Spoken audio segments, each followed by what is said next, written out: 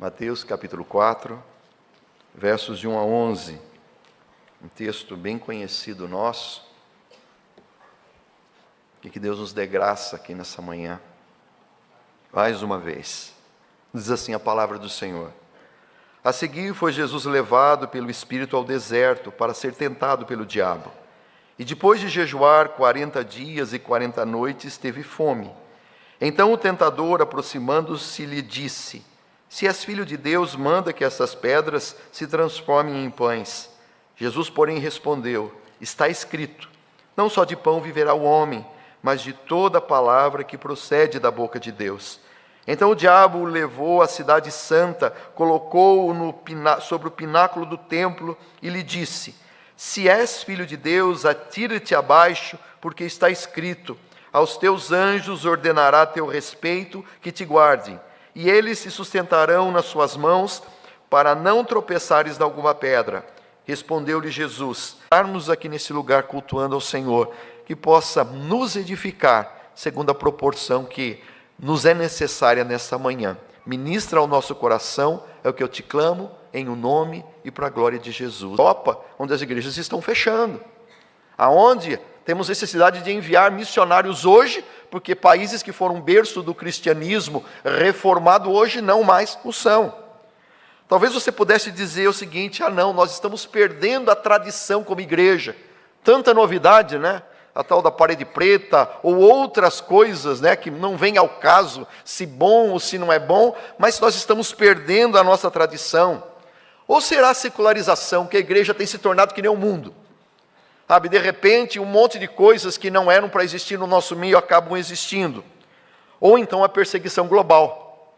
Hoje, na verdade, não sei se a conta exata, mas há mais de 380 milhões de cristãos perseguidos. Então, será que essa seria o nosso grande desafio? Ou então, será que é uma crise vocacional? Temos o nosso seminário aqui em Curitiba, né, o SPS Extensão, e temos a cada dia crescido o número de pessoas, né, líderes, para irem para a questão pastoral. Mas em outros lugares, meu irmão, uma vocação a ser despertada tem sido muito difícil. Então, qual que seria talvez o problema da nossa igreja aqui em Curitiba? Porque talvez o problema que tem aqui no Brasil não tenha lá na Europa, ou não tenha na África, ou que tenha na Europa. Qual seria o grande problema? Bom, a gente poderia enumerar vários deles. Mas um certo escritor, ao tratar sobre o tema, ele me surpreendeu, me lembrando alguma coisa que é tão simples, tão comum nas nossas vidas, e que muitas vezes nós nos esquecemos que pode ser um tremendo desafio para nós como igreja. Porque igreja não são essas paredes, não é uma denominação, é conforto físico, sensorial. Nós gostamos desde um clima num certo grau, né? A gente sabe, né, que estão tentando acertar as nossas irmãs, de repente aqui no meio precisa vir de cobertor, né, por causa do ar-condicionado. Mas, meu irmão, você já parou para perceber que nós paramos, e alguém disse que praticamente 90% do nosso tempo nós estamos em ambiente controlado, ou dentro de casa, ou dentro do automóvel, ou dentro do nosso trabalho. Então, se eu for exposto a uma coisa diferente, muitas vezes eu não gosto. É assim ou não é? Você já foi embora de alguma coisa porque você não achou que estava legal, porque você não se sentiu bem? Mas não é só a temperatura. A gente gosta da nossa caminha macia, é ou não é? Eu sempre brinco, né, aquela cadeira do papai, sabe aquela cadeira? Você está lá no domingo escolar assistindo o seu filminho, aquela cadeira te abraça. Não, você fala: eu tenho que levantar para ir para a igreja, mas eu tenho mesmo. Mas não é só isso, até a nossa questão de saúde. Você percebe hoje como qualquer tipo de coisa que não está ok na nossa saúde, a gente perde um pouco da nossa centralidade? Bom, isso é só a questão física. Mas a gente vai também, que a gente gosta muito do conforto financeiro. Quer seja aí o salário estável, quem que não gosta, né? De ter as contas pagas, ter a própria casa, tudo organizadinho, né? Como as mulheres sempre gostam. Homem vem para bagunçar tudo mesmo, mas a mulher gosta de tudo organizado.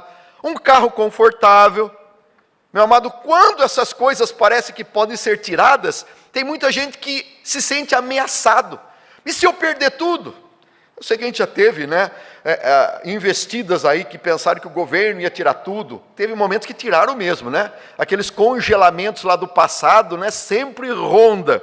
Mas a gente gosta de ter um conforto financeiro. Não vou nem pedir para levantar a mão aqui quem gosta disso, porque se você não levantar, você vai estar pecando, aí nós vamos ter que passar por uma outra etapa. Mas nós gostamos também do conforto social. A gente gosta de estar do lado de gente que nos conhece. A gente gosta de estar do lado de pessoas também que nós conhecemos, em quem nós confiamos. Que seja o nosso grupo de amigos, a família. Estarmos próximos das pessoas que vão se formando e para um momento em que a gente não tenha conflito, a gente gosta disso. Quando isso não acontece, a gente começa a ficar estressado. E diga-se de passagem, o que não falta no nosso tempo é gente estressada. Nós gostamos do conforto psicológico. Nós gostamos de uma rotina. Quando o negócio sai da rotina, e ainda mais agora, né, com todos os TDAHs da vida, né, eu não vou pedir para levantar a mão, quanto TDAH a gente tem aqui, porque agora, né, todo mundo tem um grau de TDAH, entre outras coisas. Mas a gente gosta de uma rotina previsível, a gente gosta de ter a nossa agenda bem dominada, a gente gosta das coisas de forma sobre o nosso controle. Posso ouvir um amém? Não, por favor. A gente gosta de tudo do nosso jeito. Quando foge do controle, a gente acaba meio que se estressando. E por que não dizer também da questão espiritual? Nós gostamos do conforto espiritual. Uma igreja que eu sei, glória a Deus por isso, né? Que você pode, eu vou para a igreja, posso ouvir uma palavra centrada, não vão ficar... Isso é uma bênção. Mas muitas vezes a gente fica muito confortável, né? Simplesmente porque nós temos uma doutrina segura. Então, a gente gosta das coisas, a gente vem para cá, faz as nossas coisas. Quando começa aquelas histórias, vamos fazer missão, vamos evangelizar, vamos sair pela rua, o negócio começa a ficar complicado. Mas a questão de eu ir para a igreja, de ter tudo certinho, tem alguns que têm um lugar, né? Eu bato o olho assim, e aquele lugar está vazio. Morreu ou aconteceu alguma coisa? Porque normalmente senta. Aqui no templo maior é mais para um lado que o pessoal acaba sentando.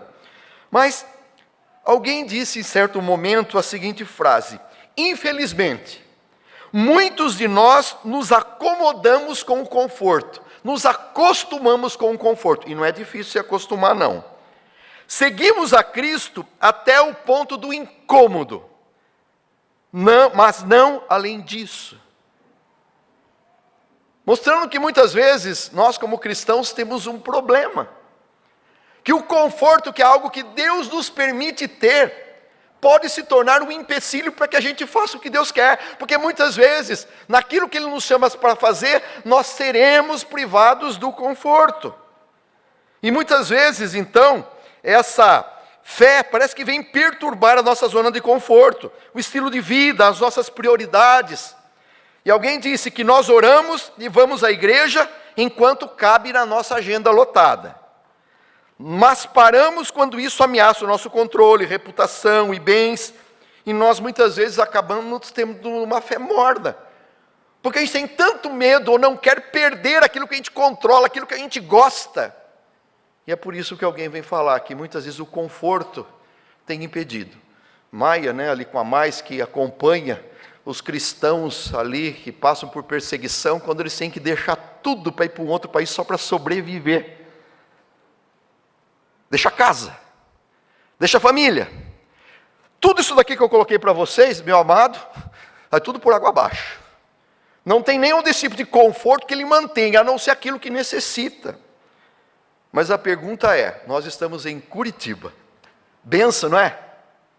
Cidade modelo, belos parques, um clima delicioso, a não ser quando faz aqueles dias, né, de frio. Eu confesso que a primeira vez que eu vim pregar aqui, até para vir, né, para ser avaliado pela igreja, eu fiquei num hotel aqui embaixo, vim de Dourados, Mato Grosso do Sul, meu amado, com um terninho até que estava mais fininho, camisa, eu todo contente, peguei o meu sermão para vir pregar no culto, porque eu preguei no culto das 9, no culto das 11 e no das 7, eu só não falei na escola dominical. Gente, eu coloquei o pé, quando aquela porta automática do hotel abriu, que eu senti a rajada de vento, eu virei as costas e voltei para dentro. Deixa eu achar alguma coisa a mais para vestir. Mas, Meu amado, nós vivemos em um lugar especial. Mas não apenas Curitiba, o nosso estado é bênção, o nosso país é bênção. Mas o grande problema é, muitas vezes nós não conseguimos olhar ao nosso redor e perceber que, muitas vezes a gente está tão acomodado, tão confortável com tudo isso, que parece que a gente tem medo ou receio de que alguma coisa possa mudar aquilo que a gente tem. Eu quero dizer a você, Deus não tem compromisso de ficar mantendo o meu conforto. E é sobre isso que eu quero que a gente pense um pouquinho nessa manhã. Porque muitas vezes quando alguma dessas coisas saem de linha, eu entro em desespero, e aí eu vou para o grupo de oração e eu vou orar. Meu amado, pode orar à vontade, amém? Oração nunca é demais. Mas eu quero dizer a você, tem alguns momentos que Deus vai fazer com que tudo mude mesmo. Porque o cristão não foi feito apenas para viver acomodado. E isso acontece porque muitas vezes, olhando para a gente aqui, onde a gente vive, estamos aqui bem sentados, tranquilos, até que alguém chega do nosso lado e começa a contar o que tem passado na vida, e não são poucas vezes que a gente ouve isso, das pessoas mostrando que, na verdade, em um olhar superficial, parece que tudo é belo e confortável, mas quando você olha para os corações, você percebe que existe algo tremendo de fome e de desejo, conquanto que a nossa cidade seja linda. Há pessoas que estão caminhando pelas ruas, dentro de carros, dentro de ônibus, com uma sede tremenda, precisando de algo que é muito maior do que uma casa boa, do que um carro confortável, porque o seu coração está entregue à perdição, não sabe para onde ir. Nem sempre o conforto que parece bênção nem sempre, porque pode nos privar daquilo que Deus quer fazer em nós e através de nós. Lembra de uma coisa, o Éden era perfeito, era ou não era? Gente, não é um lugar tranquilo que nos garante, ainda assim Adão caiu. A terra em que o povo de Israel foi levado, o povo hebreu, fértil, ainda assim eles caíram na idolatria. Salomão viveu o esplendor de um reino, um esplendor real. Mesmo assim, ele se desviou. E por isso, muitas vezes e frequentemente, Deus nos tira da nossa zona de conforto, porque Ele deseja mostrar tanto o que Ele é, mas também mostrar o que nós somos. E é justamente o texto que a gente leu, a gente falou sobre deserto. E a gente vai entender que Jesus Cristo, Ele não foi poupado desses desertos. E quando eu penso nisso, eu queria conversar um pouquinho com vocês, e acho que está lá em cima, agora a gente não tem mais o trocador aqui, mas eu queria falar com vocês a respeito de que existe sim um deserto, mas que nós temos armas para lutar nesse deserto. Existe algo tremendo dado por Deus. E a primeira coisa que a gente vai encontrar é que muitas vezes a gente não vê os desertos. Eu estou fazendo tudo uma introdução para você entender o que Mateus deseja falar aqui. Quando nós olhamos, normalmente a gente pensa em deserto de um jeito bem subjetivo, a gente pensa em ausência de algumas coisas, não é? A ausência daquelas coisas que para nós são muito importantes, ou essa carência desse conforto, porque assim a gente olha para tudo que aconteceu lá no passado. O Antigo Testamento, na verdade, ele é uma demonstração viva do que é viver no deserto. Aonde não tinham comida, não tinham água, não tinham como acomodação diante daquilo que, vamos dizer assim, por mais precária que fosse no Egito, ainda era muito diferente ali no meio do deserto. Mas uma coisa sempre acontecia, diante de tudo aquilo que eles viviam, na falta daquilo, Deus estava querendo mostrar algo, que eles precisavam viver na dependência de Deus. Nós temos algo de Deus na nossa vida, o que Ele vai nos ensinar, na verdade, é muito além daquilo que eu posso ler, mas aquilo que eu vivo diante dEle. E por isso que, quando a gente começa a falar do deserto, e Jesus ele foi levado no deserto justamente para ser tentado. Ele fez um jejum prolongado ali, e o deserto, eu quero dizer para você, não é simplesmente um lugar, mas o deserto é uma condição. É momentos que Deus pode colocar a vida do povo. E por que eu posso dizer isso? Porque normalmente a gente não vai conseguir olhar para uma cidade e pensar que ela é um deserto. Verdade ou não? No entanto, Babilônia foi um deserto. para o povo de Deus, foi ou não foi? Roma foi um deserto para o povo de Deus. Lembra que Pedro, na sua primeira carta, ele vai dizer o seguinte: vocês são estrangeiros residentes, ou seja, peregrinos e forasteiros, está lá em 1 Pedro 2,11, vivendo em exílio, e ele chama, resistam aos desejos da carne. Conquanto que a gente viva numa cidade linda, sabe o que eu quero te lembrar? Nós não estamos na nossa verdadeira pátria. Nós estamos caminhando, conquanto que vendo coisas belíssimas, mas ainda assim, Deus os colocou como não residentes, como peregrinos. E o peregrino está sendo ensinado a cada dia. Conquanto que eu veja Curitiba como a minha casa, ela não é a minha casa final. Conquanto que eu possa desfrutar de tudo isso, ainda assim a palavra é que nós somos como estrangeiros em exílio, até que cheguemos ao nosso verdadeiro lar. Lembra o que Jesus nos fala? E isso ele vai nos dizer lá em João capítulo 17, verso 15 e 16. Dizendo o seguinte: não peço que os tire do mundo, mas que os guardes do mal. Eles não são do mundo, como eu também não sou do mundo. Meu amado, você não é um ET, ok? Mas a palavra fala que desde que Cristo entrou na nossa vida, nós não fazemos parte mais desse mundo tal qual nós vemos. E eu queria que a gente abrisse um pouquinho os nossos olhos, antes de entrar, e ver por aquilo que Jesus passou, que das tentações, por Ele estar no deserto, que eu não consiga ver que eu também estou passando por isso.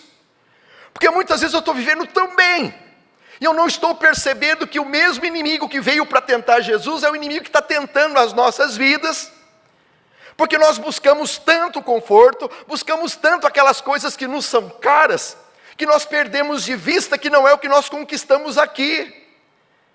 Que o final de tudo não é o apartamento ou o tamanho que ele tem que vai dizer algo sobre realmente o conforto de Deus na minha vida. Que não é o carro que eu dirijo, que não é as cifras que entram na minha conta no final do mês, mas para dizer que nós estamos de passagem. E sempre disse, aqueles que estão de passagem, eles não podem ter muita bagagem. Não adianta eles terem muita coisa, porque para o lugar para onde nós vamos, e aqueles que vêm, que têm que fugir dos seus países, eles entendem, acho que mais às vezes chegam com uma malinha só, porque na hora da fuga, na hora de poder sair para poder salvar a vida, pouca coisa pode ser levada. Então meu desafio é que a gente abra os olhos, que possamos abrir os nossos olhos, que mesmo morando em Curitiba, nós ainda nos encontramos em um deserto, porque é nesse deserto que eu e você seremos provados, é nesse deserto que Deus vai mostrar o que nós somos, é nesse deserto que o inimigo vai investir tudo que ele tem, para que na verdade nós possamos perder de vista a obra e o projeto que Deus tem para a nossa vida, nessa cidade, que muitas vezes eu olho de maneira superficial, mas como eu já disse, nós não olhamos para os corações. Eu sempre conto que na minha juventude, ali em Londrina, que é uma cidade belíssima também, comecei a me questionar, mas Deus, eu era jovem ainda, não tinha cabelo branco, lá para os seus 18 aninhos e tal, e as pessoas ali, caminhando pelas ruas, eu falava, ai meu Deus do céu, esse negócio de crente, e olha que eu era crente de raiz, aquele que só não nasceu na igreja porque em Itatinga tinha um hospital. Então minha mãe foi na hora lá e teve o parto. Mas eu cresci dentro da igreja. Aí de repente eu via todo mundo correndo, feliz. Eu falava, meu Deus do céu, esse povo está tão feliz, será que eles precisam mesmo de Jesus? Será que eu tenho que pregar para eles? Não é porque estão tão felizes, dirigindo um carrão. Eu entrava naquela época, nem tinha shopping, tinha um shoppingzinho pequenininho num bairro lá, mas todo mundo feliz no shopping. Aí o Espírito começou a falar para mim, aí se tornou um negócio esquisito, porque eu olhava aquele povo feliz, dando risada, e ele falava assim, vão morrer. Eu falava, ai meu Deus. Eu olhava o outro passando mãozinha, vão morrer. Vão morrer. Sabe por quê? Porque essa é a realidade humana. Nós vamos morrer. Todos aqueles que estão vivendo conosco, inclusive a nós vamos morrer. Por isso, a gente olhar para o mundo como deve ser visto, com o olhar de Deus, e nos olhar, faz toda a diferença. Porque Deus, na verdade, nos quer como instrumento aqui em Curitiba. Não apenas para mim poder contribuir para ser a cidade mais limpa do mundo. E Realmente, não joga o seu lixo no chão, é importante, né? Você que tem cachorrinho, levar para passear, pega, você sabe como que funciona, né? Mas tem muito mais do que isso. Na verdade, ser uma cidade em que Deus plantou peregrinos, mas que são agentes do reino plantados nesse lugar. Para que essa cidade possa ser também reconhecida como um lugar onde Deus tem visitado, onde Deus tem abençoado, porque Deus tem levantado igrejas, levantado pessoas que na verdade não estão apenas dispostas na sua comodidade de vir aos domingos para a igreja, prestar um culto, mas que quando eles saem daqui, sendo lançados talvez em situações que não são tão confortáveis, ainda assim, eles serão um instrumento usado por Deus. Sabe por quê? Porque o mesmo Deus que nos chamou é o Deus que pode transformar um deserto em um jardim. Deus pode usar as nossas vidas. E eu quero dizer a você, a gente talvez não tenha ideia de, mesmo nessa prosperidade que a gente vive na nossa cidade, a solidão que existe nos corações. Hoje chamo de solidão digital, onde as pessoas estão tão plugadas, mas desconectadas da vida real e das pessoas. Por isso, nós não conseguimos muitas vezes ver o verdadeiro deserto em que nós vivemos. Mas uma segunda coisa, e aí é o que vem logo nos versículos 1 e 2, fala que Jesus foi levado pelo Espírito ao deserto para ser tentado, e ele então foi jejuar. Jesus, e a ótica de Mateus ao escrever esse texto, ele quer nos mostrar coisas importantes. Mateus escreve especialmente focando o povo judeu. Se você perceber toda a construção da carta de Mateus, ele pega tipos do Antigo Testamento para mostrar o seguinte: Jesus cumpriu tudo. Aquilo que o povo judeu, o povo hebreu não conseguiu cumprir, Jesus cumpre. Então ele vai mostrando isso. E é justamente para mostrar que no que o povo falhou, Jesus Cristo, ele venceu. E ele vai usar essa questão da figura do deserto. Jesus vai para o deserto, ele jejua por quanto tempo? Por 40 dias. Quanto tempo o povo ficou no deserto, na sua peregrinação? Por 40 anos. Então Mateus queria que o povo, quando lesse aquilo, lembrasse. 40, tem alguma coisa. O que ele estava querendo mostrar é o seguinte, que aquilo que o ser humano, pela sua própria natureza, não consegue fazer, Jesus Cristo como o centro de tudo, como aquele que veio para ser o Messias, e sendo o Messias aguardado, ele, na verdade, veio cumprir toda a justiça de Deus. É o que fala um pouquinho antes dele ser batizado. E no seu batismo ele diz assim, olha, ele vai lá, recebe a água, para que pudesse cumprir toda a justiça, ou seja, cumprir toda a lei. Aquilo que estava estabelecido que o homem não conseguiu, o Senhor Jesus ali fez. Por isso, o que nos mostra? Que o Senhor Jesus, mesmo depois de uma palavra dizendo que ele era o Filho de Deus, ele é levado para o deserto. Sabe por quê? Porque é na prova que se prova. É no meio da luta que se mostra aquilo que é. Perceba uma coisa. Não ache você que as tentações vão vir aqui durante o culto. Também, tem uns pensamentos meio malucos. Mas as tentações que vieram no povo do deserto foi no seu dia a dia. A gente vai ver que foi na hora da fome, na hora de coisas comuns do dia a dia que os levaram a questionar o seu conforto. E é nessa hora que o inimigo vem. Se como cristãos nós não entendemos isso, nós estamos vivendo como desguarnecidos. Acho que alguns aqui se lembram da época quando eu cheguei aqui em Curitiba. Eu vim lá do meio dos índios, lá de Dourados, lá quando a gente trabalhava. E eu me lembro que eu cheguei aqui, depois de poucos meses eu fui assaltado. E pegaram o meu celular e me deram uns murros assim na cara, tal. E levaram, acho que foi o celular só na época. E eu brinco o seguinte, que enquanto eu estava lá no meio indígena, eu estava atento. A gente ia dirigindo o carro no meio da aldeia, sempre atento, porque podia ter um caído ali, podia aparecer um com um facão, a gente ficava atento. Mas eu estava em Curitiba agora, Primeiro mundo. Você acha que aqui tem ladrão?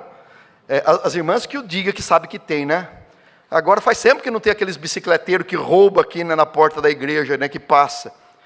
Aí, na verdade, aquele entendimento, falou assim, olha, sabe quando a gente às vezes não percebe que é naquele dia a dia das coisas comuns suas, no meio da tua universidade, no meio do teu trabalho, dentro da tua casa. É nessa hora que o inimigo vem com tudo para tentar, sabe fazer o quê? Oferecer para você um caminho muito mais rápido do que viver segundo aquilo que Deus tem estabelecido. Foi o que o povo lá no passado procurou. Sempre tentando um caminho fácil, sempre tentando um escape.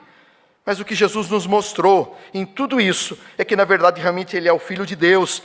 E Ele é o único que nos capacita para viver o reino, não na nossa força, mas na força dEle.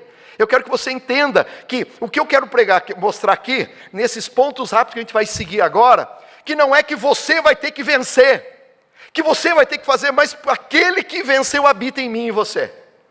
O mesmo povo do passado que errou e não conseguiu, nós somos idênticos, iguais. Mas com uma diferença, em nós habita o Espírito.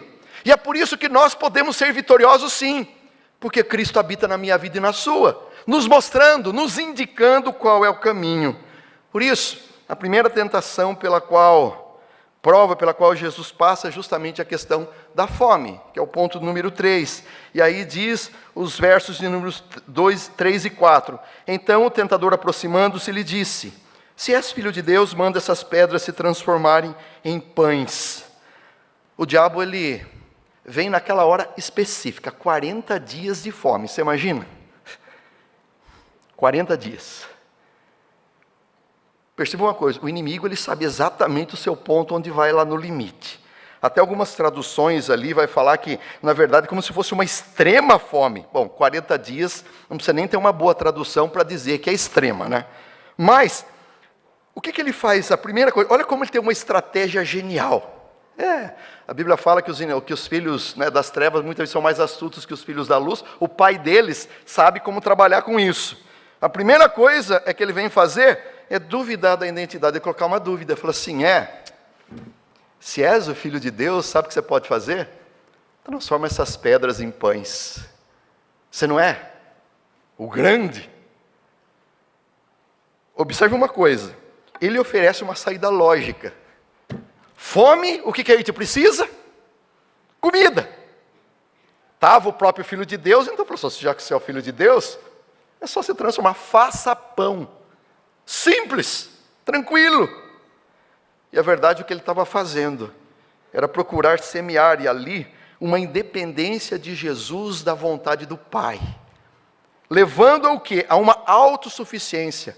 A palavra fala que Jesus, em tudo quanto ele fez debaixo de uma autoridade do Pai, porque Deus amou o mundo de tal maneira que deu o seu Filho, para cumprir um projeto eterno. Nós chamamos da Missio Dei. Há um projeto que estava sendo desenvolvido, e Jesus veio participar dele. E então, o que ele faz? Ele fala assim, olha, está vendo? Você está com fome, você está precisando, você tem poder, porque você é o Filho de Deus, então mostra o que você é. Já percebeu como funciona quando as pessoas nos desafiam? Mas você é homem ou não é? Quanta gente fez besteira por causa disso, né? Quantas coisas bobas foram feitas porque alguém desafiou. Mas no céu não é. É justamente o Senhor Jesus, ele vai responder no versículo 5. Versículo 4. Jesus respondeu, está escrito, não só de pão viverá o homem, mas de toda palavra que procede da boca de Deus. O que acontece? Quando Jesus é provado naquilo, não era só uma questão de comida. Era uma questão de mostrar que, na verdade, não é o nosso desejo que nos pode dirigir, que nos pode dominar. Jesus sabia que, na verdade, a proposta do inimigo era muito mais do que saciar a fome dele. Mas era fazer com que ele se submetesse a um projeto que não era o projeto de Deus para ele. E por isso é que Jesus vai dizer o seguinte, não é só de pão que o homem vive, mas de toda a palavra que procede da boca de Deus. Lembre de uma coisa, lá no passado, Israel, quando teve fome, o que ele fez? Coisa que a gente não faz, nunca. Murmuração, reclamação. Justamente ele reclamou, mas Jesus Cristo, depois de jejuar 40 dias, sabe o que ele mostra? Ele mostra que ele confia. Ele confia que no momento oportuno, Deus haveria de suprir a sua necessidade. Entenda, o povo de Israel não tinha poder nenhum de poder fazer pão, ou transformar uma pedra em pão. Não tinha, e ainda assim ele não confia. Mas Jesus Cristo, tendo o poder de fazer isso, na verdade ele abre mão. Sabe o que ele faz? Ele se esvazia. Ele voluntariamente se limita para cumprir aquilo que estava projetado no coração do Pai. E ele vai usar o quê? A sola Escritura. Está escrito. Lembra de um negócio lá do passado, olha, eu não estou usando alguma coisa nova, eu estou usando aquilo. Se Deus tem um projeto que começou lá atrás, eu continuo esse projeto. Então lembre-se de uma coisa, lembre-se que nem só de pão viverá o homem, e isso foi palavra de Deus. A fome foi usada para testar o povo. Se você for ver em Deuteronômio 3, vai dizer assim que Deus os humilhou. Deus os levou para o deserto para que eles passassem fome. Sabe por quê?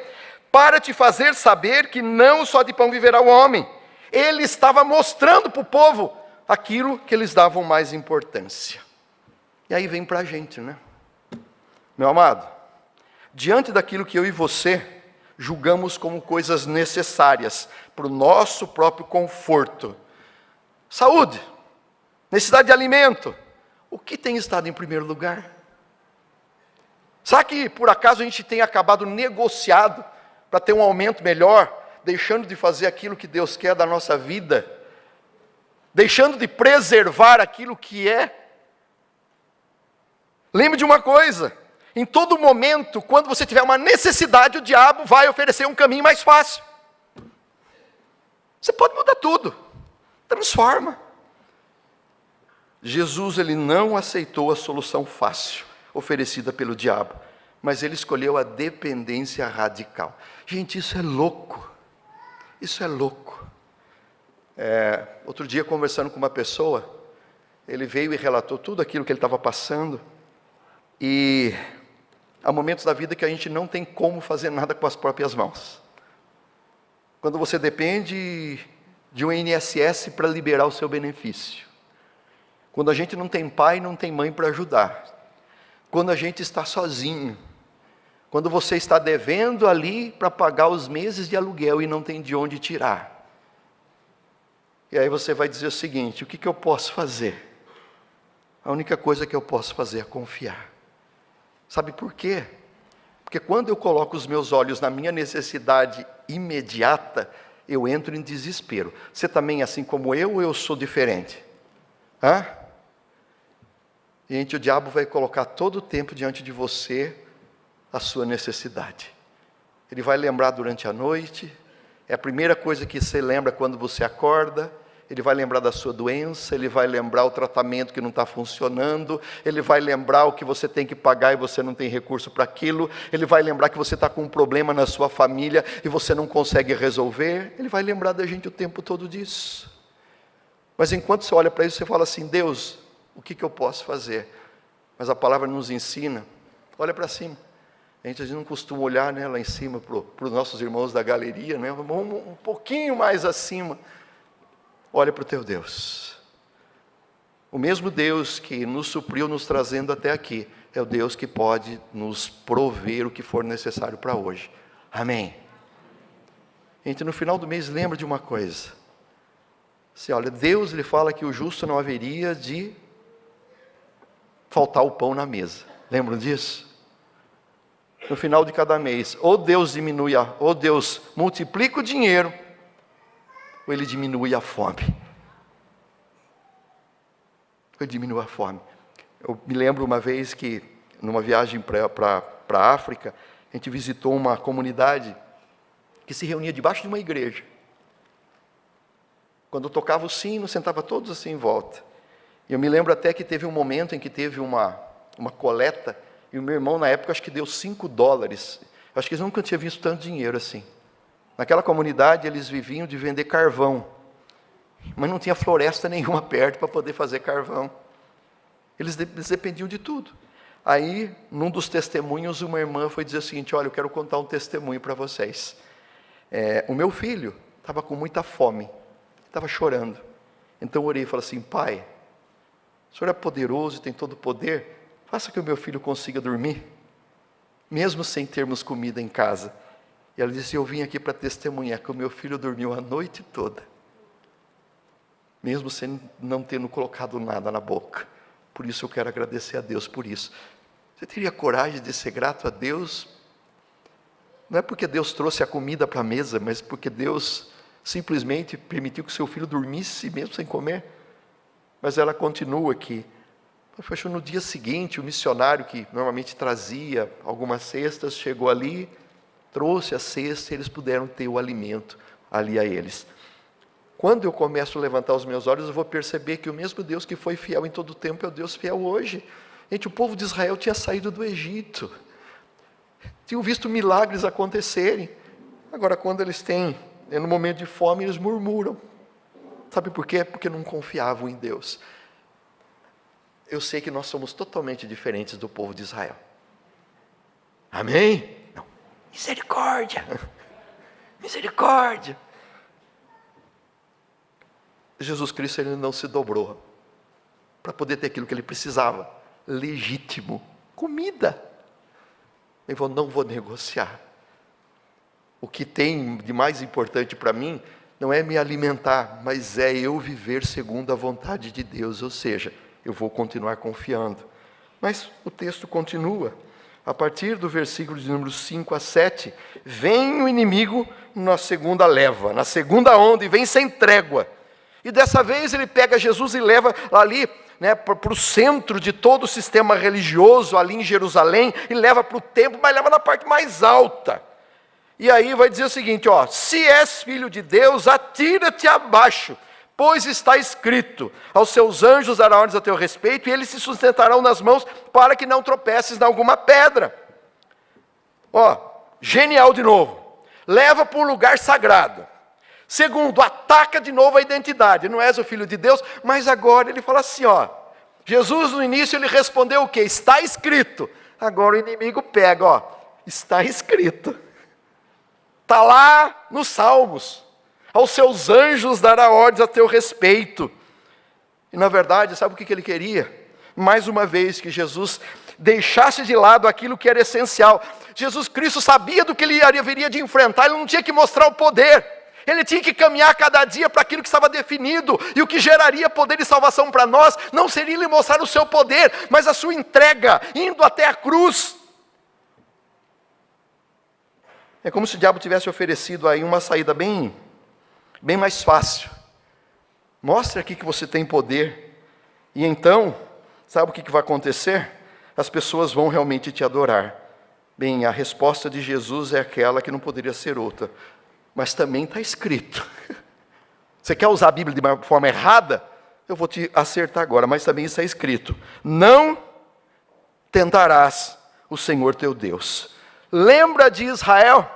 Israel lá no passado, lá em Massá, quando estávamos sem água, meus amados, eles questionaram não a existência de Deus, mas questionaram a presença de Deus no meio deles.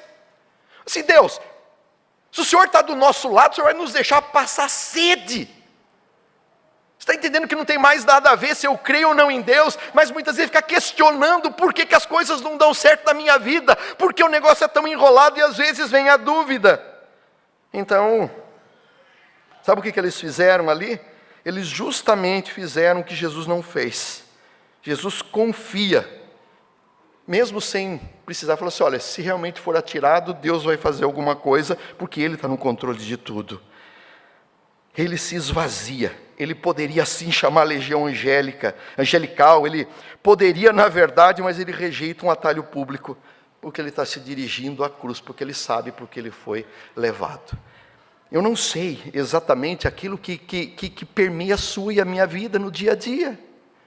Muitas vezes nos colocam em situações que parece que a gente tem que mostrar que a gente pode algo, que a gente consegue, que a gente tem poder, quando na verdade o Senhor nos manda ser humildes. Em todo momento Ele nos chama que a igreja foi colocada para servir, não para fazer o que o mundo quer, mas a serviço do mundo para que a glória de Deus seja manifesta. Ou quando nos chama a ser sal, Ele não fala para a gente ficar dentro do saleiro, Ele nos coloca para a gente poder ser esfregado naquilo que está se decompondo, para que possa impedir que continue se decompondo, mas também levar um gosto. Quando Ele nos chama de luz, é porque nós vamos estar no meio das trevas. Satanás ofereceu a validação instantânea, mas Jesus Cristo se submete com paciência. Não é sobre crer que Deus existe, mas sim ter confiança passiva na promessa. Aonde Israel exigiu sinal, o filho aguardava com expectativa a sua ressurreição depois de morto, porque ele sabia do poder que estava sobre ele. O diabo subiu a aposta, e sabe o que Jesus fez? Jesus obedeceu. O que você vai fazer diante das coisas que são colocadas no dia a dia? Mas, o último ponto, vai nos falar no versículo 8 a 10. Levou ainda o diabo a um monte muito alto, mostrou-lhe todos os reinos do mundo e a glória deles. E então lhe disse: tudo isso te darei se prostrado me adorares.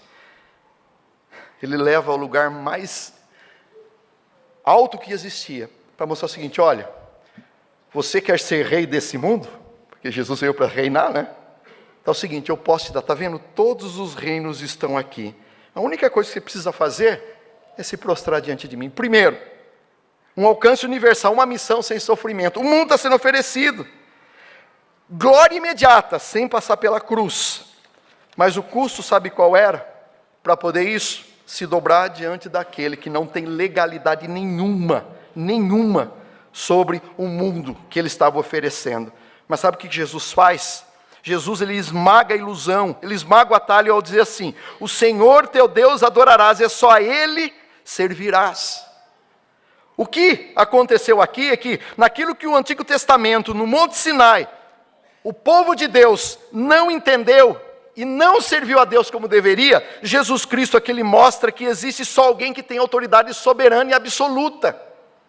O que acontece aqui não é simplesmente a questão de oferecer coisas. Sabe o que o inimigo faz? Ele nos oferece muita coisa, mas o que ele está querendo é adoração. Ele fala assim: olha, o que você precisa eu vou te dar. Mas o que ele quer é que eu tenha o meu assinte, que eu entenda e que eu aceite aquilo. Porque quando eu faço isso, eu estou entrando debaixo da própria lei que ele estabelece. E eu vou acabar não adorando a Deus, mas adorando o inimigo. Jesus Cristo, na verdade, ele demonstra que aquilo que o povo lá de Israel no deserto, logo depois que Moisés desce, e quando Moisés desce, eles construíram um bezerro de ouro, e eles diziam assim: esses são os teus deuses que te tiraram do Egito, não reconhecendo que era Deus que os havia tirado, que a glória devia ser dada a Deus. É olhar para trás e não dar a Deus aquilo que é devido. Muitas vezes a gente nem coloca para o diabo, mas a gente mesmo pega a glória para a gente. Acha que o que a gente tem é porque a gente é muito inteligente, porque a gente é muito sensato, porque Deus, às vezes nem coloca Deus na história, a gente coloca para dizer que fica mais bonito, né? Mais assim, né? Meio crente. Mas quantas vezes eu olho e eu não dou a Deus o louvor devido a tudo que Ele faz na nossa vida? O diabo prometeu coroa sem espinhos, mas Jesus escolheu os espinhos por uma coroa eterna.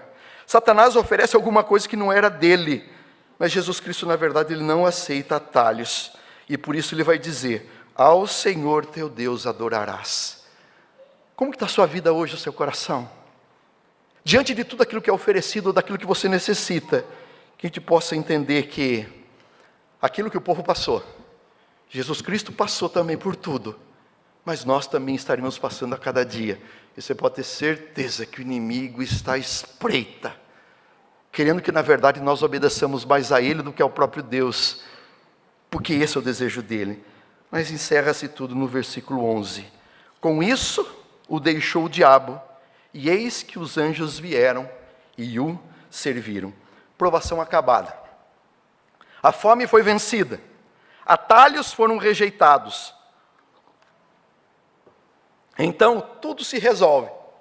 Não teve espetáculo, porque não teve, não apareceu anjo, não teve nada disso.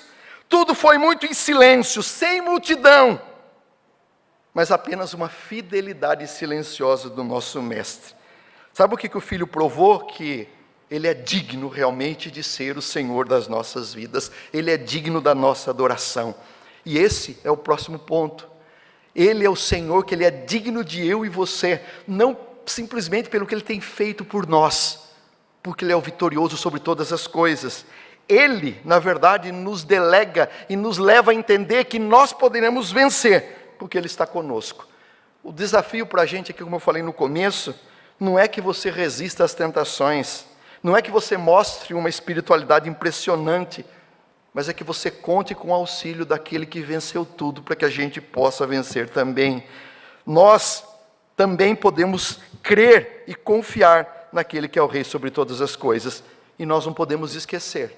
Se o nosso tema é uma arma infalível, que é a palavra de Deus, se lembre, em todos os desafios Deus usou uma coisa só: está escrito. Ele foi para a palavra. Ele foi para a palavra. Nós louvamos a Deus porque temos sido considerados como o povo da palavra, que vem aqui, abre a Bíblia e lê a Bíblia. Mas eu quero dizer que não pode ser simplesmente um chavão de decoração do culto, não pode ser aquilo que a gente tem nos nossos posts, que a gente põe um versículo bonitinho, para poder a florzinha ficar mais legal. Não é slogan de púlpito. Na verdade, a palavra é, na verdade, o que nós usamos para que no meio da provação nós possamos ser trabalhados e possamos ser vitoriosos. Não está escrito, diante da fome, o Senhor Jesus mostrou pela palavra que a palavra está acima do pão. Diante do espetáculo, Jesus mostrou que a confiança em Deus está acima da prova. Diante do poder, mostrou que existe só uma coisa que deve existir na nossa vida, que é a adoração a Deus. Jesus não debate, não improvisa, ele não emociona. Simplesmente ele cita aquilo que o Pai já havia dito. Lembre de uma coisa, a palavra ancorou Jesus na fome. O que a gente leva a você, vamos ler a palavra, vamos conhecer, nos vai ser âncora para o momento da dificuldade. O quanto mais conhecermos a palavra, mais teremos a certeza de que esse Jesus, que Ele é a própria palavra, nos fará vitoriosos. Foi a palavra que sustentou na provação, quando levou lá em cima, falou assim: olha, vai pular, pula, vai cair. Não, foi a palavra de Deus que falou assim: não, entenda uma coisa, você não tente o Senhor teu Deus, não. Foi a palavra que definiu o propósito de Jesus, ou seja, a adoração dada única e exclusivamente a Deus. Por isso, diante de todo o conforto que eu e você possamos ter, que Deus nos desperte para que a gente possa, de verdade, no dia a dia, quando a gente sai aqui porta fora da igreja, nos lembrar que a cidade é bela, mas ainda assim eu estou vivendo em um deserto. E nesse deserto há muitas pessoas que caminham do meu lado. Mas sabe como a gente vai vencer isso? Como o Senhor Jesus dizendo, está escrito. E para isso eu preciso conhecer muito a palavra de Deus. Quando as forças se esgotam, a palavra nos sustenta pelo Espírito. Quando a cultura oferece um monte de coisa, até mesmo reinos, nós vamos colocar os nossos olhos em Deus, e não importa que as outras pessoas sejam mais ricas, sejam mais poderosas, que as outras pessoas sejam mais felizes. Vão morrer, tá? Mas felizes. Sabe o que eu vou fazer? Eu vou continuar olhando para o Senhor, porque Ele tem promessas na minha vida. Por isso, o meu chamado é que no deserto curitibano, é um bom deserto, né? Vamos se levantar do conforto? Não reclame. Esteja atento. Mas se lembre de uma coisa, Deus nos chamou, o final do verso 10 diz assim, está escrito, ao Senhor teu Deus adorarás, e só a Ele servirás. Eu não fui chamado apenas para ser salvo, fui chamado para servir. Servir implica muitas vezes em abrir mão de algumas coisas que são muito confortáveis. E o meu desafio é porque a gente não olhe e não faça, como eu falei naquele início daquela frase, que muitos servem a Deus até começar o incômodo. Para que a gente possa falar, Deus, aonde o Senhor me quiser, eis-me aqui, envia-me a mim. Amém.